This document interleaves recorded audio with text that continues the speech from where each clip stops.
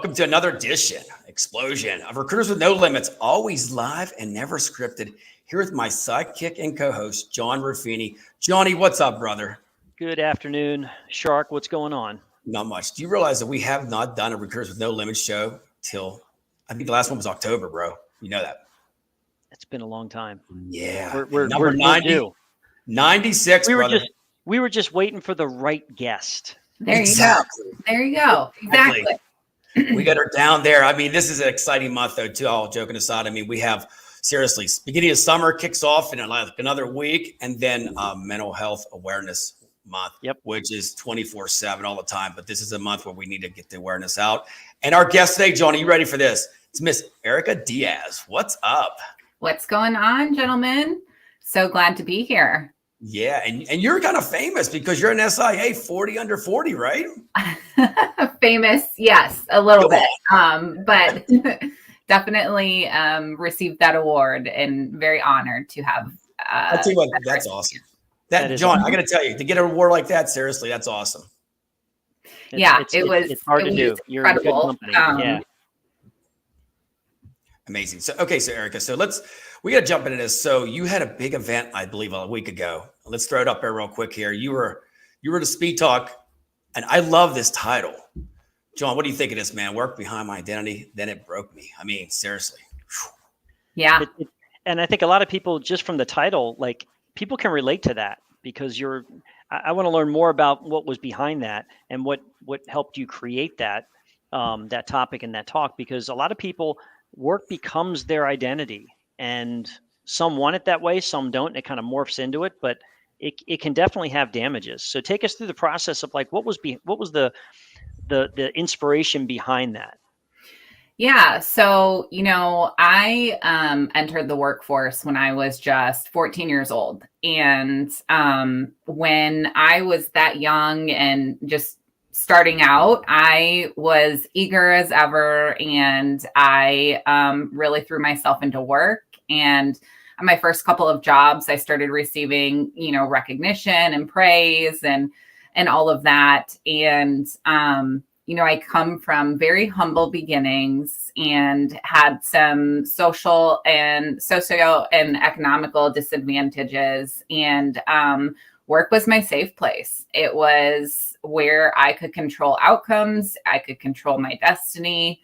And I also got a lot of external validation. So as my career progressed, I would say more my professional career, which started at Manpower, and I was there for almost 10 years, it was always work, right? Mm-hmm. So I'm a wife. I'm a mama of 2 boys, and 11 and 3. God bless you on that. God bless you on that. My mom had 3 kids, 3 boys. Boys, oh, look out. Yeah, well, and they're fun. And one of them was a COVID baby, so he's his own special breed. But anyway, so all that to say that, the inspiration, I guess, if you will, behind it was just my journey. And that throughout the years, because everything was so focused on work, I didn't really, and I'm still figuring myself out, but I didn't really know who I was. And so outside of that work persona. And then last year, I experienced a complete mental health crisis. And so what that looked like is I was struggling with suicidal thoughts and ideation, and was battling wanting to unalive myself. So, I had to take time off of work. I had to, I participated in an outpatient partial hospitalization program. So that is, it's a crisis management, and basically you're stable enough to go home every day. So there isn't a concern for your safety per se. So you're able to go home. It's a little different than like inpatient treatment. And I participated in that program for about 6 days, full days. And one of the things I learned, which is where the title comes from, is, we were talking about like affirmations one of the times, and in one of our classes. And I'm somebody who believes in affirmations and has them all over the place. And but I have a difficult time believing them about myself. And so I like raised my hand and I was like, okay, so let me get this straight. What you're saying is if I practice these affirmations every single day, one day I'm just going to wake up and it's going to click and I'm just going to believe what is coming out of my mouth. And they were, I said, because work has always been my safe place. Work is where I would go to get the external validation. It was my entire identity. And the instructor, the counselor, she stopped me and she said, well, Erika, the moment work became your safe place, it is no longer work. So I'll just say that again, right? Ooh, that's powerful. Work becomes a safe place, it is no longer work. And I had an epiphany because I was just like, oh, Lord, And so then I had to go over the last year. I've been on this journey of rediscovering myself and what kind of hobbies I like, because I didn't have any. I didn't have time to make friends outside of work. I didn't have, a good work-life balance. And so I have been on this journey and it's been incredible, but difficult at times, obviously. It's why, we're here talking about mental health during Mental Health Awareness Month. But that's really, what happened is because I poured myself so much into work through like 20 years of doing this, right? I had to unlearn those behaviors. And that's why, I spoke about how work became my identity and then it broke me because ultimately last year at the mental health crisis, it really broke me. Thank you, first of all, for sharing that. That's amazingly powerful. So when you say when work becomes safe, it's no longer work. Does that mean that when you're not at work, you don't feel as safe? So for me, the way it was is because of the outcomes. Like when I was younger, I would go to work to get out of unsafe circumstances or unhealthy circumstances, right? Gotcha. And so that's how I created this persona, and it was my safe place, right? And so, when the counselor had said the moment it becomes your safe place, it is no longer work, it really struck a chord because, your identity, yes, certainly what you do every day and the profession that you're in is part of your identity, but it can't be all consuming. And so I created this environment for myself that it was my safe place, and it had always been my safe place for 20 years. And that's why, she was like, no, like that's not healthy. Well, that had to be scary to come out of that after having that in your world for 20 years. I mean, take us through, like, what emotions did you experience? You must have felt incredibly vulnerable. Yeah. So, I have struggled with depression, generalized anxiety disorder, and post-traumatic stress syndrome. And so I've battled things with my mental health for quite some time. But in that moment, it was just a shock to the system. Like you said, right? 20 years of undoing everything that I had taught myself. And now I could no longer lean on that as my safe place. So it looked like a lot of therapy, and getting through it. I'm still in therapy weekly and, working through, like I said, finding my hobbies. I hate that question. Like when people ask you, like, what do you like to do? And I'm like, everything. Work. That's what it work. That's what it used to be, right? And so now I've found that I enjoy gardening. I am working on reading more books and like different things like that. So it's just been this rediscovery process. I hope that kind of answers it, John. It's been a journey and certainly, vulnerable. It's not like you can just flip a switch. That's for sure. No, Not at all. So Erika, here's what I got to understand. Like you're not homeless, of course. You know, you had a family, you went home, and that wasn't your safe space. Tell us, because a lot of people, you know, they think when you're not in a safe space because you're unstable at home, but you have a stable home life. How did this all happen on that end? Yeah, I mean, and that's wild. I actually had somebody ask that same question, like, wait a second, you have a husband and you have kids. What do you mean you don't have a safe place? And it's just the way I prioritized my life. And it wasn't that they weren't, I mean, my husband is amazingly supportive and my boys are my world, right? But they weren't, sadly, right? They weren't. Work was number one. Not uncommon. Yeah. So your family, like, was it like a blur? Like when you went to like soccer games or you're with your family, was it more your mind was somewhere else? Is that what I'm trying to say? 100%. And I mean, so once my depression started picking up, this would have been December of 22. I would just be driving in the car, like with my family in the car, going to soccer practice or soccer games, different things like that. And it was just exactly like a blur. I was on autopilot and I wasn't engaged. You know, my husband has a very sweet relationship with both of my boys, and he's a stay-at-home father for the most part. And that's by design, but because he was always there, I didn't have a need to focus on my family like I should have, which, you know, really is kind of crappy, if I'm not going to lie.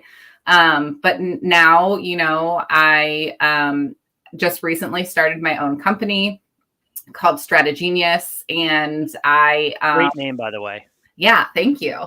And I get to balance things a lot differently. I control, you know, when I'm going to work. I was sick a couple weeks ago and I had zero guilt, and I just took the week off.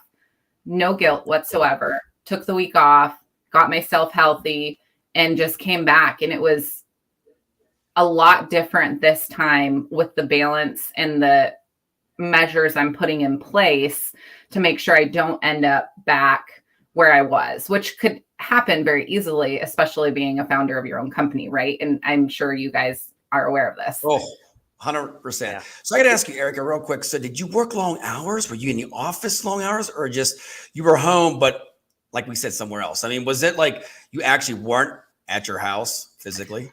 So pre-COVID, I traveled quite a bit. That when I was at Manpower, I was traveling about 90% of the time. So, and we're talking, you know, Sunday through Friday, you know, so then I'd only be home on Saturdays. And that was, I had only one son at that point. So I started traveling when he was 3 months old. And I continued that level of travel through him being 5 years old. I will say, though, that in the midst of that, when he became 5, he was able to vocalize more how much he missed me. And so that is one of the reasons I changed roles, because I still love to travel. I don't mind work travel at all. I enjoy it quite a bit and miss it, especially after COVID, because it hasn't really picked back up to where, you know, it was. But he was able to say, you know, Mom, I miss you. And he was vocal about it. And so I was able to kind of pull back a little bit, but not to the level in which I needed to be fully engaged with my family.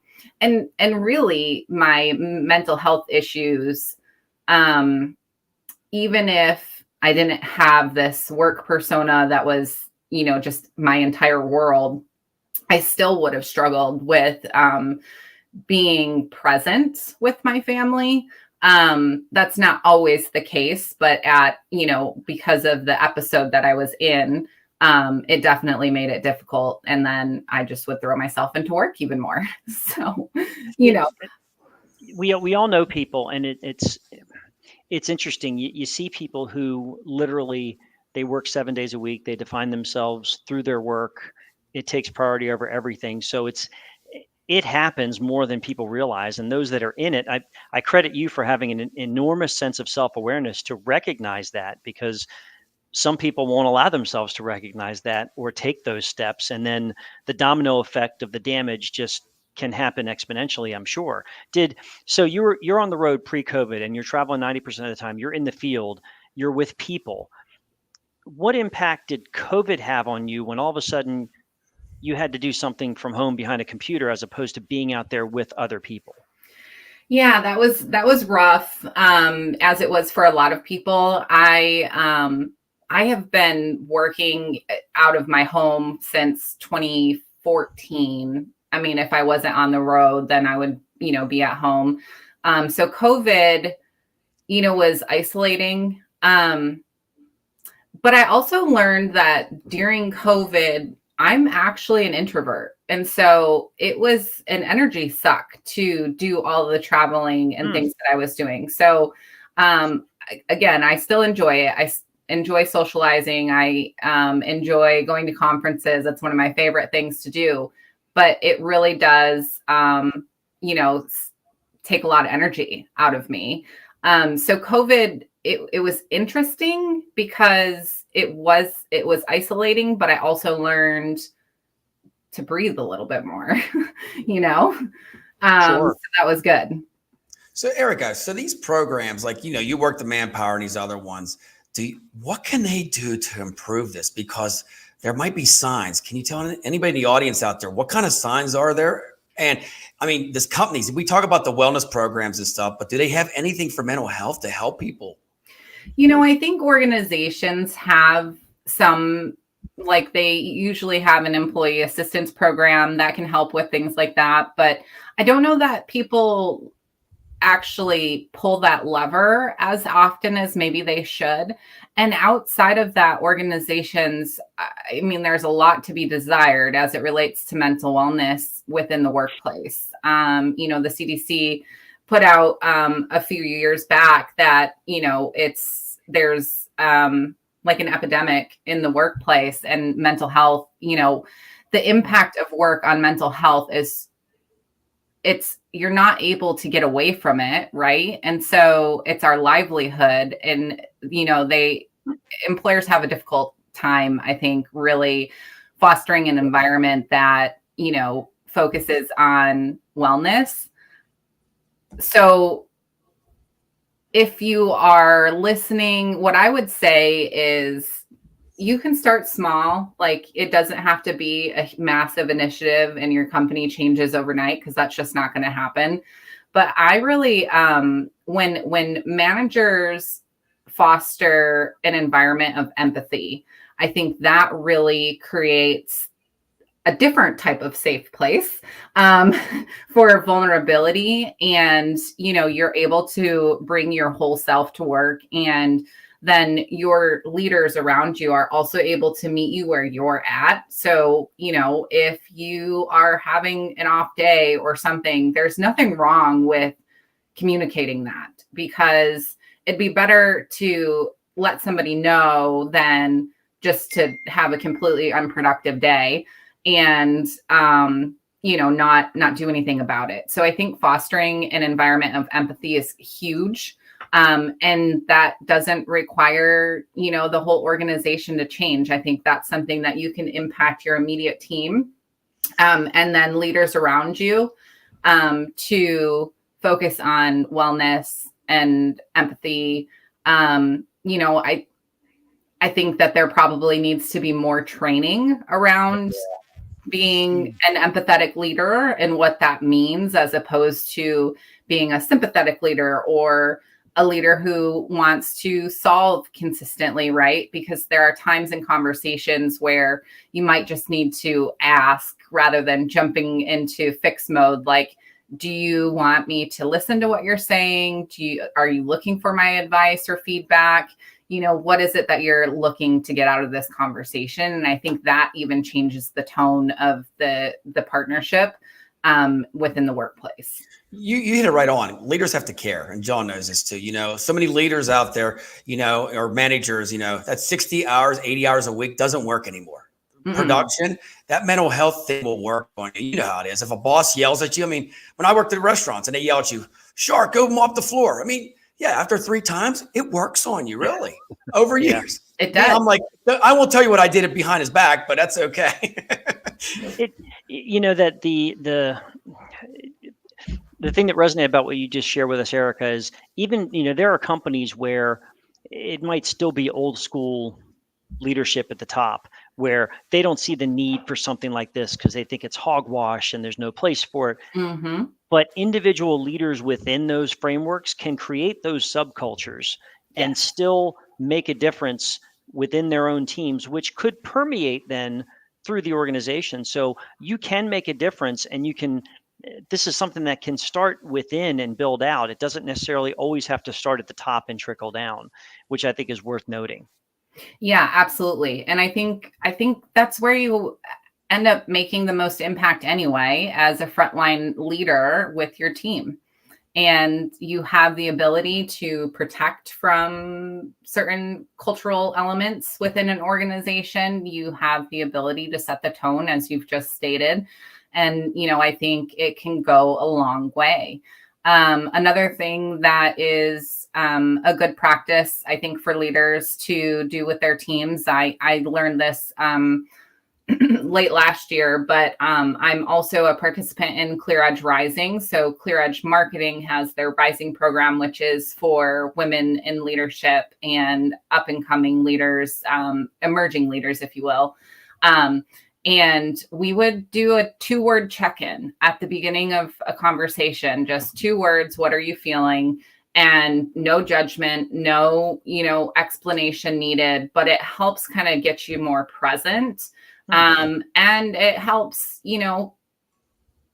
explain where you're at for the day. And when you're a caring leader, an empathetic leader, then you can, again, meet your employees where they're at. So I really like that practice. And that's something that, again, as a leader, you can do without the whole organization changing the way they work.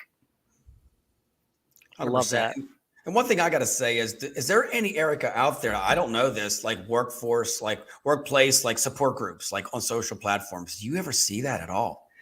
I think they're starting to come up around. I have multiple support groups, if you will, that are more informal. So during Thrive Live last year, they had networking dinners, and the dinner that I went to, so didn't know anybody at this dinner. I actually, the seats were filled up and there wasn't room technically, but somebody texted me and was like, hey, just come to this dinner. It will be totally fine. And that group of women, we call ourselves the Oyster Club, because we were at an oyster bar. And I love it. Yeah. So we, there's a group of us that stay connected monthly, and we lean into each other, and it's been phenomenal. So I have my own informal kind of support groups. But, I think that would be something that would be really great to have. Mm-hmm. Like, you have BRGs or ERGs, like employee resource groups and things like that. There should be one on mental health. So if anyone's listening and you have the ability to start a BRG, there should be one with focus on mental health. And you know what's funny is, guys, it could be like 5 minutes, like a positive chat. Just call and say, hey, John, Erica, Richard, hey, 5 minutes. Can I vent for you? That'll make their day so much better. Yeah, absolutely. And they've got to, and people shouldn't feel bad about doing something like that. Like, don't think that there's a stigma associated with it. It helps everybody be better. And sometimes I think people are afraid to step up and say something because they're afraid they're going to be judged. And that's unfortunate. But again, that gets back to what you were saying, Erica, about what type of culture are you establishing? And if you're not comfortable in that culture, then you need to have the courage to step out of that culture in certain situations. Yeah, absolutely. And there's nothing wrong with it. And it's absolutely a courageous decision if you find yourself in that position and choose to make changes, right? Yeah, very hard. It's extremely hard. But, I think in the long run, better for your own well-being. Sure. Absolutely. Okay, folks, stepping out. You stepped out and started your own company. I right? did. I mean, this is something that's big time. And I pulled this up here too. So we're going to talk a little bit about this, John. I mean, seriously, like, you're making an impact with companies on all this. So what made you start your company? We got to ask that. Yeah. So, I found myself, I've always been passionate about client relationships, and I have nearly 15 years of experience within an account management function. So think service delivery, post sale, with how, a company is nurturing and caring for their clients. And I really loved all of that, like that specific part of my job. And so just the passion for that is what, enabled me to step out on my own so that I could focus on the things that I really love doing, and doing those things and making impact with clients. I love it. Yeah. So I've been in business now for about a month, and Give her a clap. That's great. That's exciting. Yeah, super exciting. But yeah, I left corporate America. I gave them a 2-week notice at my last employer, and said that I was starting my own company, and parted ways with that world. And it's been phenomenal. It's been hugely liberating too. Good to for you. have my own company, and all of the work and all of the product that I have, like, it's mine, and it's different than anything I would have ever imagined. I'm so happy that I've stepped out on my own. And how did you get involved with Thrive? So I was actually, as they were looking at panelists, I think my name was raised by some women in the Oyster Club that I talked about, who are on the panel, the Women in Leadership Council for ASA, that's the council that hosts Thrive. And so they reached out to me and asked me if I wanted to speak. And I said, absolutely. And so I was able to do that talk on the 2nd. And hopefully that opens doors to more speaking opportunities, because it was really great. Well, the Three Little Birds said you did a rock star performance. That's all I have to say. I had a couple people tell me that. No, I'm serious. And they're like, this girl's the real deal. So whatever you did on that stage, you rocked it out. Well, thank you. I appreciate that. It means a lot to me. And before we wrap things up, I got to ask you, so when you quit your job and you did your own thing, tell me that feeling, because I know the feeling I had. How was that? Because it's like the best in the world. I'm going to tell you. How did you feel? Yeah, it was scary, number one, but also exhilarating, like just completely exhilarating. And like the fear is, I guess it's a natural part of it, but it really, the good outweighs the bad. And just how even my mental health has improved significantly stepping out on my own. That's awesome. So yeah. Yeah. And I'm sure your boys like it too. They do. I've gotten to go to school functions and volunteer at the school and do pick up and drop off. And so my husband still does a lot of it, but they definitely love it. That's awesome. That is great.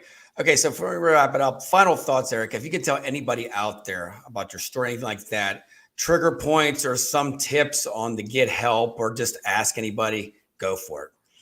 Yeah. So I would say, if you're somebody, just being Mental Health Awareness Month, if you're struggling at all, it is really imperative to ask for help. And that could be a close family member or friend that you could confide in, or my conversation started with my primary care physician, actually. And so he's the one who referred me to the outpatient partial hospitalization program that I completed.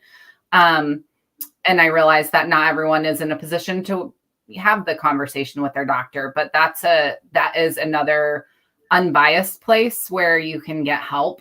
So I would say, number one, communicate what you're feeling. It could be a season. It could require medication. It could require a couple of different things, right? So speak up. And I think that's critical. You got it. Johnny, final thoughts, brother.